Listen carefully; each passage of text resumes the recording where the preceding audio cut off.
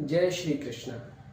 आज हम जानेंगे कि पितृपक्ष में, श्राद्ध पक्ष में वो कौन से कार्य हैं जो हमें नहीं करने चाहिए।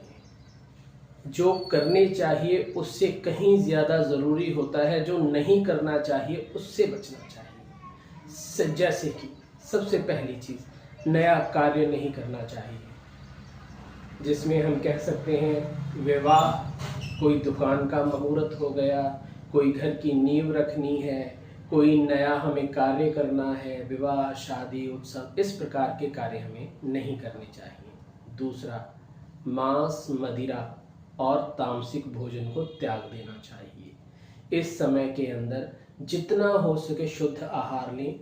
मांस से, मदिरा यानी शराब और तामसिक भोजन यानी अधिक मिर्च मसालों वाला, लहसुन प्याज वाला खाना, वो नहीं खाना चाहिए।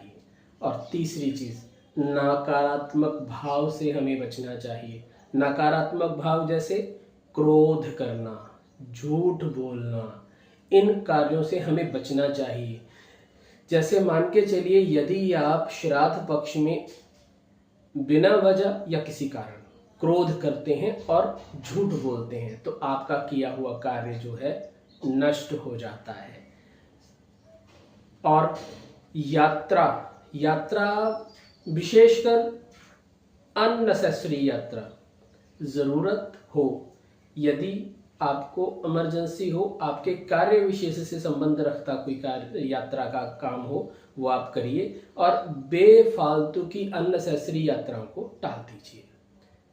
शौर्य कर्म, हजामत, बाल कटवाना, इन चीज़ों से बचना चाहिए। ये हमें श्राद्ध पक्ष में नहीं करनी चाहिए।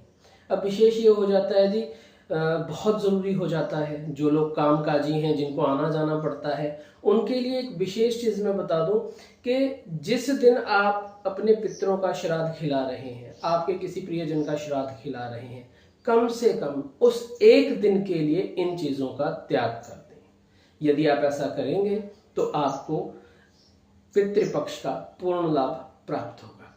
राधे राधे।